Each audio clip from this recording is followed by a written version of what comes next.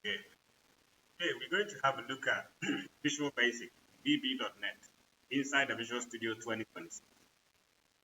If you are new to VB.NET or just curious about getting started with Visual Studio, this step-by-step guide will help you create, run, and understand your first VB.NET project.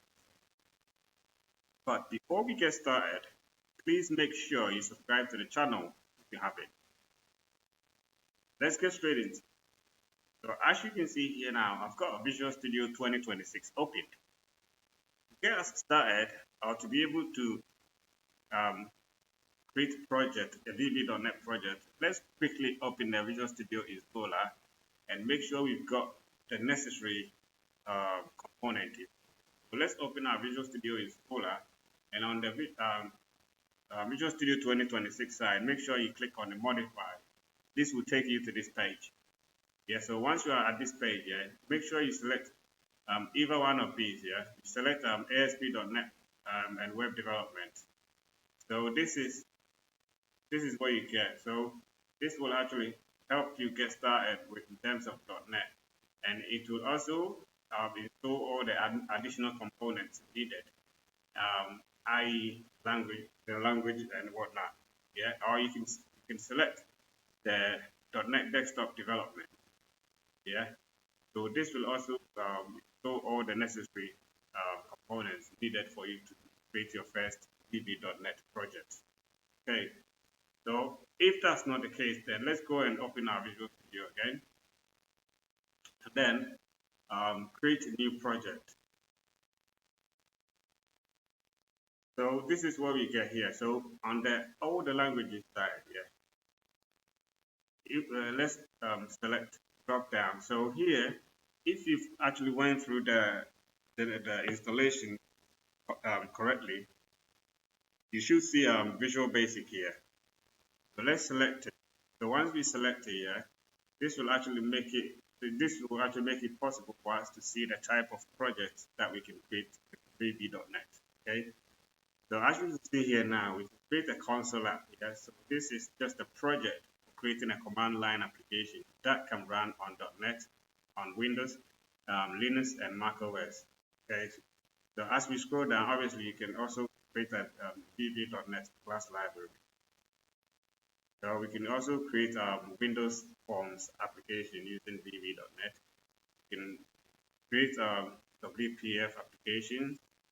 We can create a ASP.NET web application.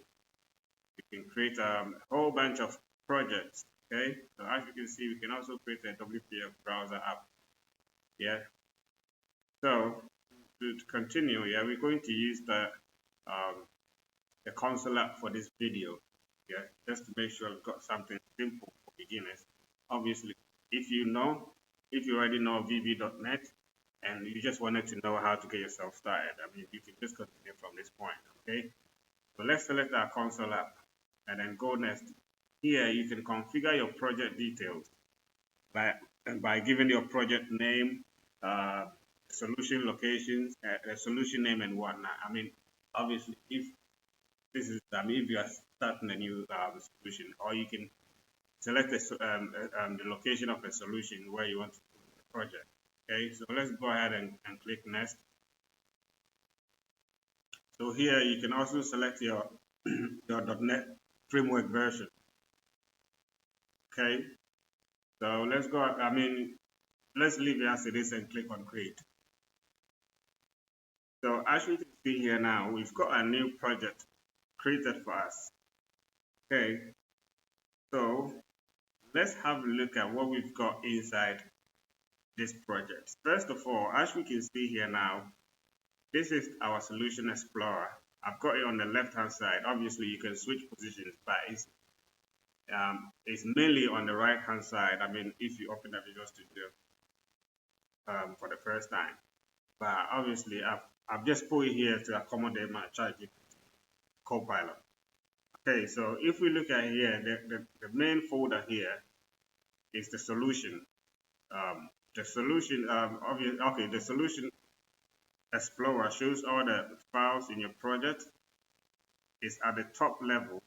You see that solution name as it is here. So this console app free is pretty much the same as the project, since we're not trying to create multiple projects.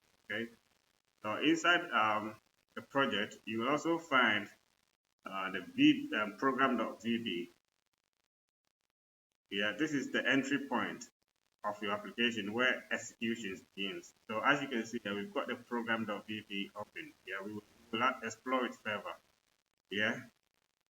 So by default, yeah, Visual Studio uses a submain. Yeah, so this is the submain. Yeah, method. So which acts as the starting point of your program. Any code you place here will run. So I mean, will run when the program starts. Yeah. So we also see dependencies. Yeah. So dependencies folder. So these are essential building blocks that VB.NET uses for common functionalities like input, output, and working with data and whatnot. Yeah. It's basically in most .NET projects. Okay, so understanding this structure is important because your project grows while you'll be organizing multiple classes, modules, and references. For now, you can keep your focus on program.vb since that's where we write our first code, or where our first code has been written. Yeah, so let's have a look at here. So the console, the right line. So I'm actually showing it from a basic a beginner perspective. So the console, the right line, yeah, just tells the command. It commands print out this text. Okay, so it's just telling print the text into the console. Yeah.